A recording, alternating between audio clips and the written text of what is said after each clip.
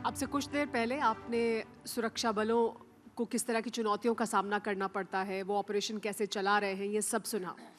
लेकिन हम छत्तीसगढ़ में जब मौजूद हैं और नक्सलवाद की जो सबसे बड़ी समस्या है छत्तीसगढ़ की, वो उसको छोड़कर मुख्य धारा में वापस आने के बाद किस तरह का जीवन है, कैसे शामिल हुए, क्या कुछ उनकी जो जर्नी है वो रही है, उसके बारे में बात करने के लिए हमारे साथ ये तमाम ख़ास मेहमान मौजूद हैं। हमारे साथ अरब उर्फ गांधी जी मौजूद हैं। सबसे पहले मैं आपसे शुरुआत करूंगी और फिर एक एक कर कर मैं सभी से जानना चाहूँगी। एक सवाल जो सबसे ज़्यादा हर किसी के मन में आता है और उसे आमतौर पर एक बहुत बड़ी ढाल के तौर पर भी इस्तेमाल किया जाता है कि क्यों शामिल हुए। आपके लिए क्या वजह थी, वो क्या टर्निंग पॉइंट था कि आपने सोचा कि आप शामिल हो नक्सलवाद में और नक्सलियों के साथ जाकर शामिल हो जाएं? तो कब ये सोचा और क्यों? सबसे पहले यहाँ मौजूद सत्ता सम्मेलन में सबको नमस्ते। थोड़ा ऊपर। हाँ। मैं बीजापुर जिला का हूँ। वर्तमान में नारायणपुर में मेरा पोस्टिंग है। माइक थोड़ा पास करें और थोड़ा ज़ोर से बोलें ताकि सब सुन सकें। जी। मैं माओवादी संगठन में 2006 को भर्ती हुआ। 6 से 2024 लास्ट तक यानी 19 साल संगठन में काम किया हूँ।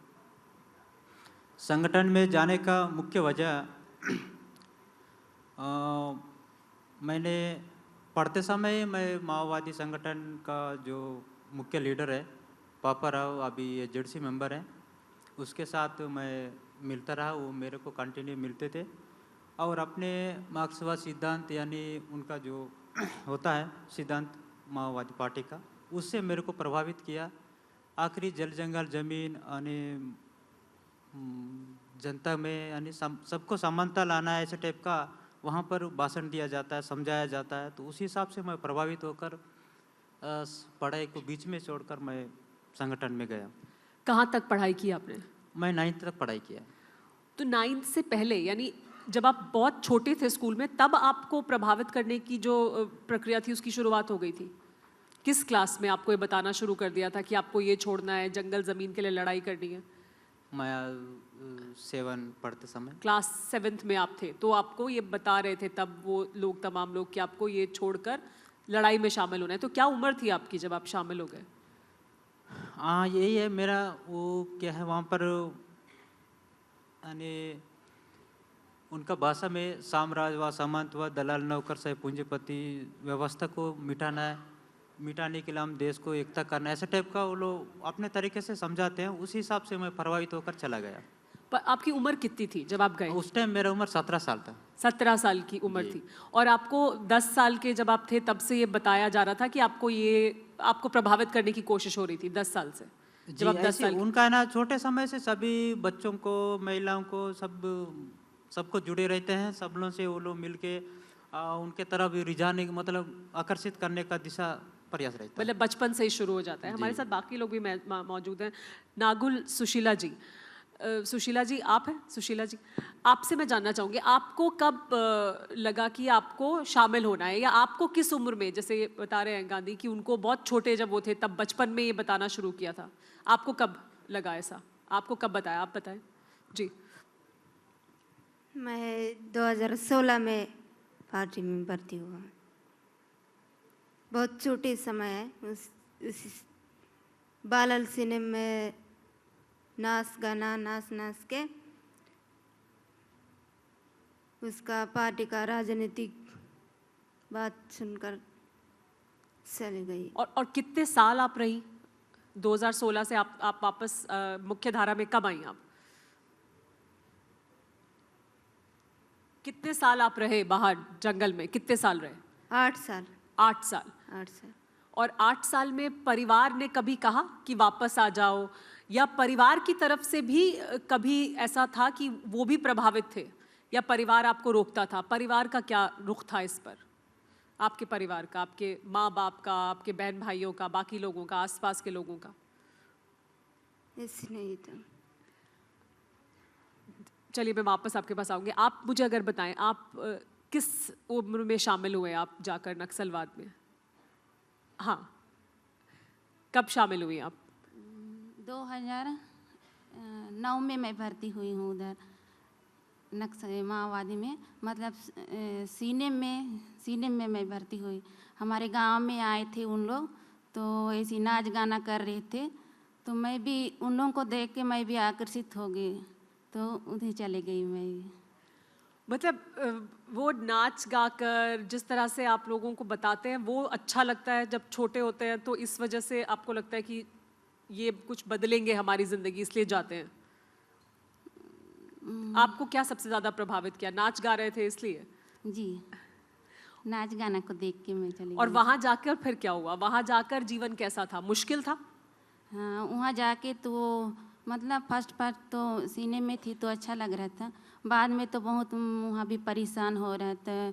मतलब वहाँ रह के भी घूमना, मतलब खाना पीना, सोने का भी बहुत वहाँ मतलब तकलीफ में हम जी रहे थे वहाँ भी।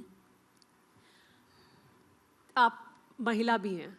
जी। एक महिला के तौर पर जब आप शामिल होते हैं नक्सल संगठन में और जंगल में रहते हैं, और अभी जब हमारे पास बाकी लोग मौजूद थे तो वो बता रहे थे कि बहुत डिसिप्लिन लाइफ होती है, मतलब इतने बजे सोकर उठना है, आपको ये क्लास करनी है, आपको ये सीखना है, हथियार चलाना सीखना है।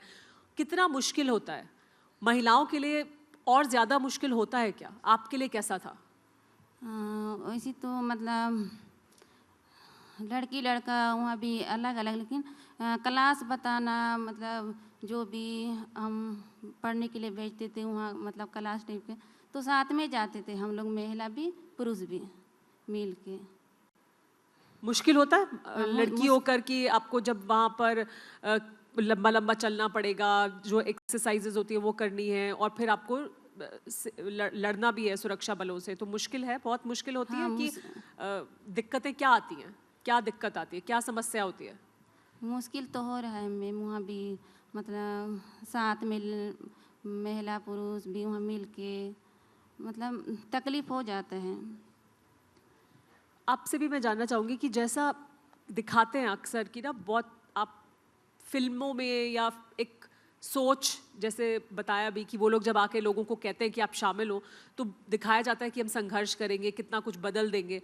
वैसा ही जीवन होता है जब आप शामिल हो जाते हैं? जंगल में जाने के बाद जीवन कैसा होता है? जब आप शामिल हुए और आप जंगल में गए, जो आपको पहले बताया गया था आप साथ में आओगे तो ये होगा, जब आप शामिल हो गए और वहां पहुंचे तो जीवन कैसा था? वैसा ही था जैसा बताया था या फर्क था उससे?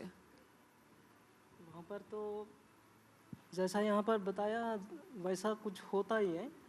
यहाँ पर जो संगठन में भर्ती करते समय भी जोर से। संगठन में भर्ती करते समय भी संगठन द्वारा समझाया जाता है कि संगठन में भर्ती होने के बाद बहुत तरह का तकलीफें होते हैं, बहुत तरह का मतलब वो गुरीला जीवन में कई प्रकार का होता है जो जवान उनसे बचने के लिए और अन्य प्रकार का इस ज़िंदगी को मतलब इस ज़िंदगी को जो कर सकता है वो संगठन में भर्ती हो सकता है और उसमें इन तकलीफ़ों को पालन करना चाहिए, इस टाइप का बताते हैं। जब आपने ये फैसला लिया कि अब आप छोड़ देंगे इस रास्ते को और मुख्य धारा में वापस आएंगे, तब भी क्या डर होता है नक्सलियों का कि अगर आप इधर आएंगे तो फिर वो आपके लिए खतरा बन जाएंगे? क्या वो आपको, आपके परिवार को, बाकी लोगों को धमकाते हैं? क्या करते हैं वो फिर? अभी तो मैं इस संगठन छोड़कर आने के बाद वो गांव वाले हो या संगठन के द्वारा मुझ पर कोई इल्ज़ाम वगैरह नहीं सुना हूँ। अगर बाहर चल रहा होगा तो ये मैं पता नहीं, लेकिन मेरे कानों में अब तक नहीं सुना हूँ। जो अभी समर्पण होने के बाद शासन के द्वारा हो या अधिकारियों द्वारा हो या इस हिसाब से कोई मुझे तकलीफ नहीं है। मुझे बहुत तरह का मतलब सुरक्षा तो मिल ही रहा है। लोकेश जी, आप उनको भी कहें अगर जी, आपसे मैं जानना चाहूँगी कि ये जो सरकार की तरफ से बहुत से स्कीम्स चलाए गए कि आप वापस आएँ तो आपको पुनर्वास किया जाए, आपको मुख्य धारा में जोड़ा जाए, मुश्किल होती है जब वापस आते हैं? जी जी मैम, सरकार हमारे लिए अपील कर रही, हम जो संगठन में काम कर रहे थे, माओवादी संगठन में, प्रशासन, यहाँ की जिला प्रशासन, छत्तीसगढ़ सरकार, सभी माओवादियों के लिए आत्मसमर्पण के करिए करके अपील कर रही है। वो उसी के सफलता भी है।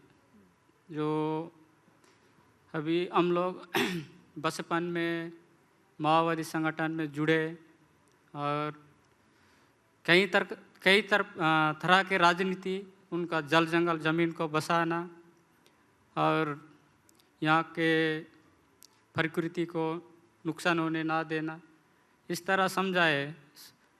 तो उनका शुरुआत में बाल संगठन में आप 12 साल 8 साल से स्टार्ट करके 8 साल से 15 साल तक बाल संगठन उनका फर्स्ट शुरुआत संगठन, उनमें क्या है, नाच गाना सिखाते, चेतना नाट्य मंच सीएनएम। इसी में सबसे ज़्यादा छोटे छोटे बच्चे प्रभावित हो जाते हैं, प्रभावित हो करके माओवादी पार्टी में चले जाते हैं। जो अभी हम लोग संगठन में काम करने के बाद यहाँ सरेंडर किए, हमारे लिए तो सुविधा सही मिल रहा है। जो पुनर्वास नीति के तहत घर मिला है, यहाँ सब कुछ मिल रहा है जी। पर आप भी ये कह रहे हैं कि जो बाल संगठन है उनका, जब वो 8 साल का बच्चे होते हैं, 8 से 12-15 साल के बच्चे, उनको वो जिस तरह से प्रभावित करते हैं उससे ज़्यादातर बच्चे प्रभावित होते हैं। क्या स्कूल और होंगे और वहाँ पर ये सब कुछ होगा तो क्या वो प्रभाव कम हो सकता है? आपको क्या लगता है? क्या स्कूलों की कमी या जो अभी तक डेवलपमेंट या विकास जिसकी हम बात करते हैं वहाँ तक नहीं पहुँचा, क्या उसकी एक बड़ी वजह है कि वो प्रभावित कर पाते हैं लोगों को, बच्चों को? जी मैम, पहले अभी देखिए सुकमा जिला में तो पूरा अंदर नक्सल प्रभावित क्षेत्र में हर 5 किलो के दायरे में पुलिस कैंप खुल रहा है। तो एक कैंप के अंतर्गत 5 किलो, एक कैंप के पीछे 5 किलोमीटर जो जितने भी गांव आते हैं उन सभी बच्चों को सुविधा मिल रहा है। अभी प्राथमिक शालाएँ नहीं थी, अभी प्राथमिक शाला भी है, अस्पताल है, क्या नए सड़क भी बनते जा रही है। तो सभी बच्चे अभी प्राथमिक शाला में पढ़ाई कर रहे हैं और उनको मनोरंजन है, खेल कूद का मनोरंजन प्रोग्राम भी अभी गांव-गांव में तो वो फिर शायद उतना प्रभावित ना कर पाए। लेकिन आपसे मैं जानना चाहूँगी कि जब आप आसपास के लोगों को देखते हैं कि वो भी जा रहे हैं या शामिल हो रहे हैं, अब तो ज़्यादातर लोग या ज़्यादातर इलाके जो हैं वो नक्सल मुक्त कर लिए गए हैं और बहुत कम एक इलाका है जो बहुत ज़्यादा प्रभाव का इलाका रह गया है। लेकिन जब आप नक्सलवाद में शामिल हुए, वहाँ जो कैंप है उसके बारे में बहुत से लोगों के मन में बहुत सारे सवाल हैं, बहुत सारी बातें सुनने को मिलती है कि वहाँ किस तरह का जीवन होता है। वहाँ डर आपके ऊपर ज़्यादा हावी होता है या अनुशासन है, डर है, क्या काम करता है कि आप वहाँ जुड़े रहें और वहाँ से अगर आप वापस भी आना चाहते हैं तो आसानी से वापस नहीं आ सकते? वहाँ जुड़ने के बाद है ना बहुत कुछ सीखने को मिलता है। मतलब अपने मतलब कैडर को सदस्यों को बचाने मतलब वो लोग वहाँ पर वो खड़ा करने के लिए बहुत कुछ सिखाते हैं। राजनीतिक रूप से, सैनिक रूप से उनको छोटे छोटे स्तरों में कमांडर या तो सभी जगहों में उनको पदस्थ दिया जाता है, लेकिन उच्च पद में नहीं देते हैं। जैसे जोन काउंटी में हुआ, सीसी मेंबर जैसे, यानी सभी बड़े बड़े पदों पर तो बड़े लोग रहते हैं तेलंगाना से, खासकर तेलंगाना से वो सब चलाते हैं।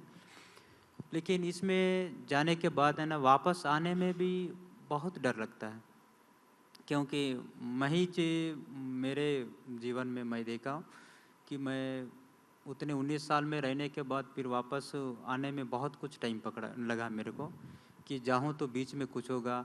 हमको ना दोनों तरफ से वहाँ पर अगर छोड़ते टाइम दोनों तरफ से डर लगता है कि बीच में मिले तो हम संगठन छोड़ते समय ना गांव वाले उनके पक्ष में रहते हैं, कुछ लोग तो उन लोग बता देते हैं तो पकड़ के मार ही देते हैं। ये भी है, मारा वाला बहुत घटना है वहाँ पे। और वो ये हम वहाँ पर रहने के बाद बहुत कुछ जवान के ऊपर या सरकार के कामों पर बहुत कुछ हमने बाधा डाला है। तो सरकार या न जवान हम पर मारने का, जहाँ भी मिलेंगे तो मारेंगे, ऐसे टाइप का वहाँ पे डर रहता है। तो उसी हिसाब से ना आते समय जवान कहीं मिलेंगे तो जवान भी मार सकते हैं या तो नक्सली भी मार सकते हैं, ऐसे टाइप का डर रहता है। मतलब दोनों तरफ का डर होता है कि आपको वो एक जो जब आप तय कर लें कि आपको वापस आना है, वो जो एक समय रहता होगा वो बहुत चुनौतीपूर्ण रहता होगा कि इस पे भी विश्वास नहीं कर सकते पूरा और इधर भी विश्वास करने में मुश्किल हो रही है, तो कैसे हम शामिल हो इसमें। तो वो उस चुनौती को आसान किसने बनाया आपके लिए जब आप इस समस्या से दो चार थे? नहीं आपको भी तो यही दुविधा हुई ना कि गांव वाले ना बता दें, नक्सली ना मार दें, सुरक्षा बल ना आपके खिलाफ हो जाएं। तो आपने जब अपना मन बदला तो आपके लिए क्या, आपको विश्वास किस बात ने दिलाया कि अगर आप आएंगे तो जीवन बेहतर होगा? हाँ, मैं ये तो वहाँ पर छोटा सा लीक होने से भी ज़रूर पकड़ लेते हैं बोल के मैं लगभग 1 महीना पहले से मतलब अपना तैयारी कर रखा हूँ कि मैं कैसा भी जाऊँगा। इसमें मैं 70-80% तो मेरे को जवान मार देंगे, इतना मेरे को विश्वास था। और जो भी हो मैं खुला जाऊँगा, सिविल में जाऊँगा, लोगों के बीच दिखूँगा तो मिलूँगा जवान के हाथ में तो नहीं मार सकते। ऐसे टाइप का मैं अपने तरीके से प्लान बना के मैं सीधा नारायणपुर आ गया। बहुत हिम्मत की और ऐसी हिम्मत बहुत से लोग कर रहे हैं। लेकिन एक बड़ा सवाल ये भी कि आप थे बहुत लंबे समय तक नक्सलियों के साथ, आपको क्या कोई घटना ऐसी थी जिसमें आपको ऐसा लगा कि ये रास्ता सही रास्ता नहीं है, मुझे ये रास्ता छोड़ना चाहिए, मुझे मुख्य धारा में आना चाहिए? कोई ऐसी घटना, कोई ऐसी बात जिसने आपको प्रभावित किया? मुझे प्रभावित करने के लिए जो नक्सल संगठन द्वारा मतलब कई ग्रामीणों को कुछ अंधाधुंध हो रहा है मारने का, और कुछ होता है अलग अलग प्रकार का, लेकिन ज़्यादातर लोगों को मारना। और संगठन को भी अभी कहीं रहने के लिए कोई जगह नहीं बचा है। जवानों का पूरी तरह वो हो गया टेक्नोलॉजी तरीके से हो या, और कई तरह का निगरानी पड़ा हुआ है, इसलिए बचने के लिए मौका नहीं है। और वो जो नक्सल संगठन जो पहले जिस विचारधारा से शुरू की अपनी लड़ाई, उस तरह का स्थिति अभी तो नहीं है। समाज पूरी तरह कुछ अलग तरह का डेवलप हो चुका है इस समाज में, और इस तरह का लड़ाई नहीं किया जा सकता, ये मेरा मन में था। और जो मतलब कम्युनिस्ट विचारधारा जो बोलता है मार्क्सिज्म लेनिनिज्म माओइज्म, जो माओ अपना देश में जिस हिसाब से वहाँ का परिस्थिति था उस हिसाब में वो मतलब अनुभव से किया है, और अपना देश में जो परिस्थितियाँ वो उस तरह नहीं है।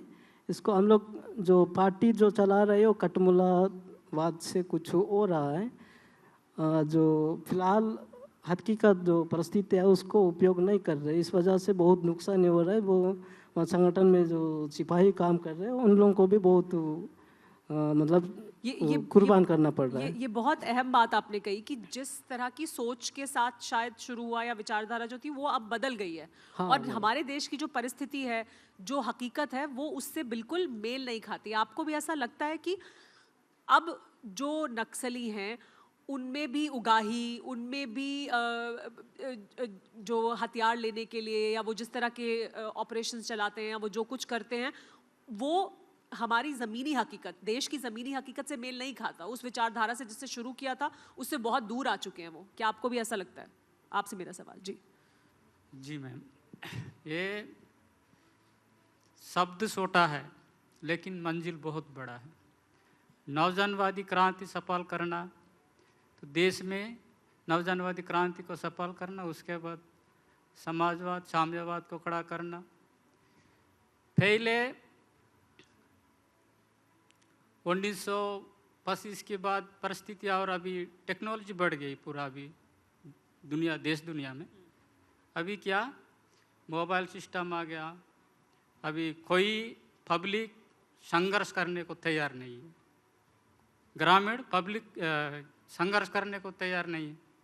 अब मार्क्सवाद सिद्धांत चीन देश का इतिहास यहाँ बताएंगे तो भारत देश एक अलग देश है, और चीन देश का इतिहास यहाँ भारत में ला के वही का इतिहास यहाँ अमल करेंगे तो नहीं हो सकेगा। जी मैम, नवजनवादी क्रांति को सफल करना मतलब कम्युनिस्ट पार्टी वो जितना भी ताकत क्यों ना हो, लेकिन पब्लिक जरूर मदद देना पड़ता है। अभी ग्रामीण जितने भी ग्रामीण है सपोर्ट नहीं दे रही है कम्युनिस्ट पार्टी, अभी उनका अंतिम होने वाला है, यही है। ये बहुत अहम बात आपने कही कि विदेश की विचारधारा को यहाँ हमारे देश में लाकर लागू करना ही अपने आप में शायद सही नहीं है। यानी हमारी जो हकीकत है, हमारी चुनौतियाँ हो सकती हैं, विकास की चुनौतियाँ हो सकती हैं, लेकिन उन्हें निपटने के लिए हमारे पास सिस्टम है, हमारा लोकतंत्र है, उसके ज़रिए आप उन चुनौतियों का सामना कर सकते हैं। लेकिन उसको यहाँ लाकर यहाँ ज़मीन के साथ जोड़ना मुश्किल है। लेकिन आपसे मेरा ये सवाल कि ये अक्सर कहा जाता है, जैसे अभी पहले गांधी भी बता रहे थे कि गांव की तरफ से भी कभी कभी होता है कि कुछ समर्थक हैं उनके, कुछ समर्थक हैं जो उनके विरोध, कुछ लोग हैं गांव के जो समर्थक हैं, कुछ हैं जो विरोध में हैं। क्या आपके परिवार में समर्थन था नक्सलवाद का या विरोध था? पहले 2007-8 के समय में नक्सली समर्थक था। हाँ।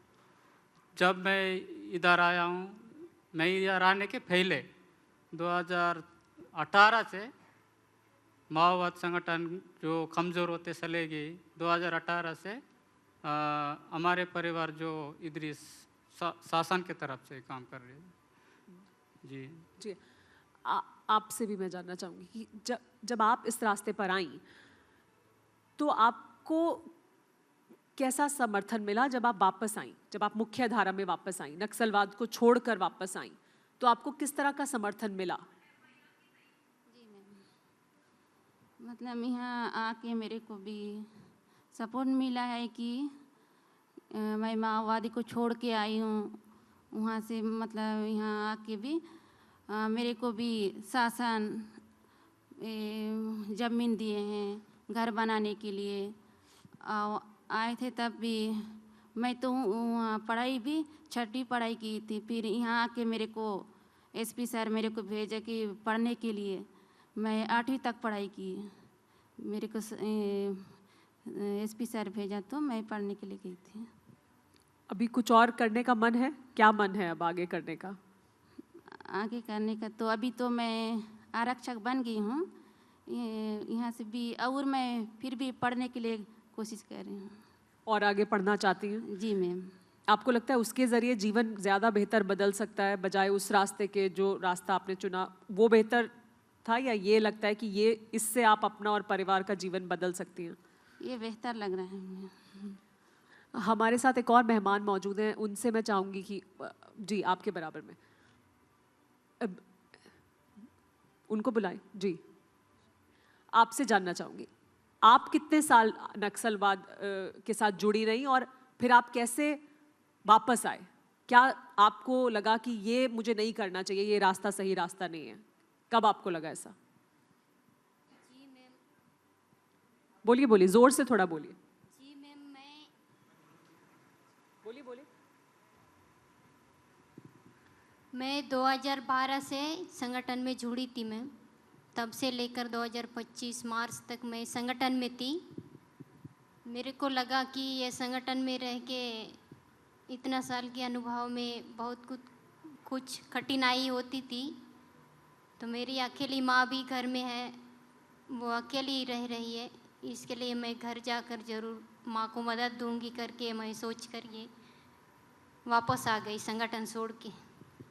आसान था संगठन छोड़ के वापस आना? क्या मुश्किल था? मुश्किल जंगल में तो आज मतलब 2 सालों से अभी चल रहा है, जवानों का गश्त चारों ओर से कई किलोमीटर से घेरे होते हैं, तो हम लोग को वहाँ ज़िंदगी जीना बहुत मुश्किल हो रहा था। पानी खाना ये सब व्यवस्था मुश्किल हो जा रही थी जंगल में। तब माँ की ज़िंदगी एक तरफ मुश्किल भी हो रही थी और मेरे को जंगल में जीना भी मुश्किल हो रही थी, इसलिए मैं वापस आने का मन की। अब कोई खतरा लगता है जब वापस आ गए? यहाँ कोई खतरा ऐसे नहीं है मैम, अब मैं आराम से जी सकती हूँ। जो नक्सली हैं जिनके साथ आप इतने सालों तक जुड़े रहे, उनकी तरफ से कभी कुछ कहा गया जब आपने छोड़ने का फैसला किया उसके बाद? मैं वापस छोड़ने की बात बहुत पहले कह चुकी थी, लेकिन उन लोग आने नहीं दिए थे। फिर भी मैं मन में सोची, मैं अगर नहीं भेजोगे तो मैं घर जाऊंगी करके पूछ के आई मैं। और अब आप जब मुख्य धारा में आ गई हैं तो अब आप क्या कर रही हैं? कैसे आपको सिस्टम, सरकार, प्रशासन मदद कर रहा है? जी मैम, अब प्रशासन मदद कर रहे हैं। मैं कुछ अभी जो प्रशिक्षण दे रहे हैं उसमें शामिल हूँ। प्रशिक्षण हो रहा है हम लोगों का। और आप अपने लिए कोई सपना देखती हैं कि मैं ये करना चाहती हूँ या मैं ये हासिल करना चाहती हूँ, और फिर उसमें आपको कोई मदद चाहिए सिस्टम से? जी मैम, मैं वो आगे तक कुछ सीखना चाहती हूँ। उसमें मदद की सर मतलब प्रशासन करेगा तो आगे बढ़ सकती हूँ करके ये उम्मीद है मेरे लिए। आपसे ये बात की जाती है कि जब आप आते हैं मुख्य धारा में कि आप क्या करना चाहते हैं, आपको कैसे मदद कर सकते हैं? आप का जो प्रशिक्षण होता है उसके दौरान आपसे ये संवाद होता है? कोई आपसे ये बात करता है सिस्टम की तरफ से, प्रशासन की तरफ से? जी मैम, ज़रूर बात करते हैं ऐसे। और पूछते हैं आपसे कि आप क्या करना चाहते हैं और फिर आपको किस तरह से मदद कर सकते हैं? जी, हर रोज़ हम लोग को पूछते हैं, मदद करना चाहते हैं, उसी के अनुसार हम लोग आज वहाँ सब कुछ करते हैं।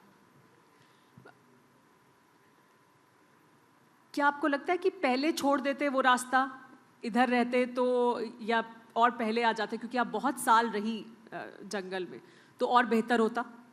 जी मैम, ऐसे लगता है मैं छोटे समय से आती तो आगे तक शिक्षित भी हो जाती है, मन में अभी भी लग रहा है। परिवार की तरफ से, घर वालों की तरफ से क्या कहा जाता है? अब आप अपनी माँ के लिए, आप कहती वो बीमार थी तो आप आ गई वापस, जब आप वहाँ थी तब संपर्क होता था परिवार से, तब क्या कहते थे वो? जी, परिवार मेरे फैमिली वाले भी अभी बहुत कुछ ऐसे सोच रही हैं, आ गए तो ठीक है, नहीं तो मरे रहती तो कुछ मतलब नहीं रहता है, यही बताते हैं इसमें। उनसे भी मैं जानना चाहूँगी यही, आप अब वापस आने के बाद मुख्य धारा में क्या कर रही हैं? घायल हुए थे इसलिए। आपको चोट लगी थी? हाँ। घायल थे, तो अभी आप कुछ सीख रही हैं या आपको कोई मदद चाहिए? सिस्टम से कोई मदद की जा रही है आपकी?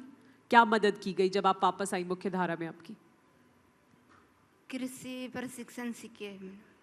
पहले कृषि का प्रशिक्षण किया है, बाद में सिलाई मशीन का प्रशिक्षण किया। सिलाई मशीन पर काम सिखाया गया आपको? यही करना चाहते थे आप? आप घायल कहाँ हुई थी? पैर में। जब आप नक्सलवाद कर रही थी तब, या वापस आने के बाद? नक्सलवाद। ये किसी ऑपरेशन के दौरान आपको चोट लगी? क्या हुआ था अगर आप बताएं हमें? जी ठीक है, लेकिन आपसे मैं जानना चाहूँगी कि देखिए ये एक बड़ी चुनौती है कि आप इतने साल अपने जीवन के आपने जंगल में बिता दिए और फिर वापस आप मुख्य धारा में आए। अब लगता है कि वो समय यही रहते तो और जीवन बेहतर होता, या ये कि अब अगर आ गए हैं तो अब और क्या हो सकता है कि जीवन आगे और बेहतर हो? मैं संगठन में रहा 19 साल, मेरा कुछ नहीं है, कुछ बना नहीं है, कुछ रिकॉर्ड नहीं है। जब अब संगठन छोड़ कर आया, अब मैं डीआरजी में रहता हूँ।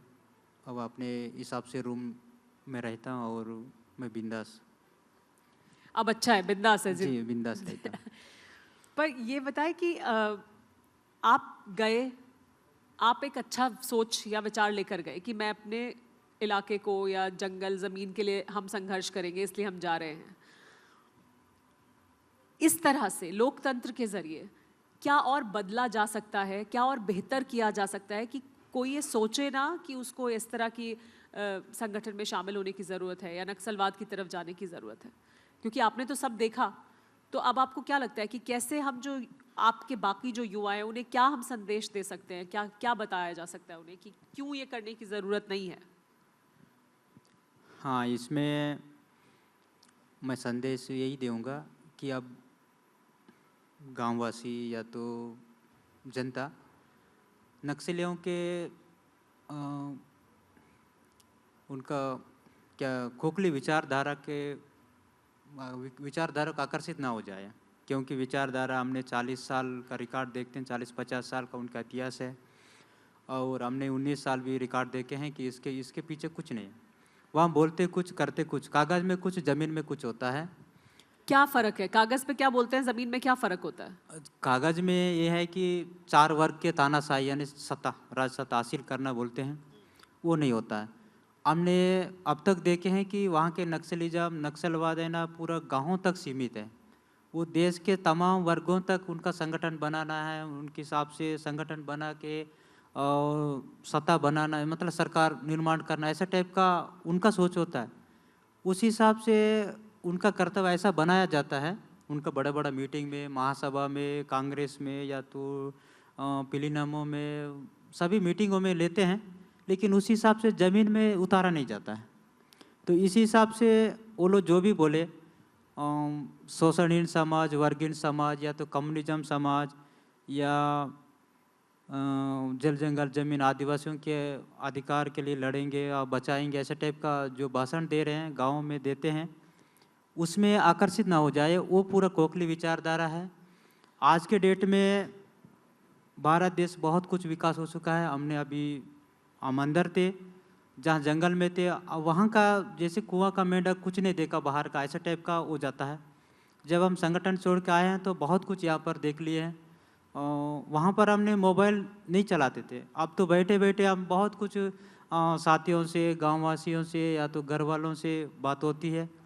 तो उस हिसाब से यहाँ पर पेपर, टीवी या तो बहुत कुछ लोगों से, हमने उड़ीसा भी टूर घूमने गए थे और मैं बहुत 4-5 बार रायपुर भी आया था।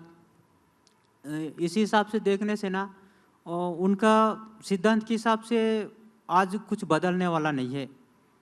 आदिवासियों के हित में या तो आदिवासियों के पक्ष में या तो देश के उत्पीड़ित जनता के लिए जो भी करके दिखाएंगे, ऐसे टाइप का उन लोग कर रहे हैं। हमने निस्वार्थ भावना से जनता के लिए जान देंगे, ऐसे टाइप का आज तक बहुत कुछ जान दिए हैं, उसके पीछे कुछ नतीजा नहीं निकला।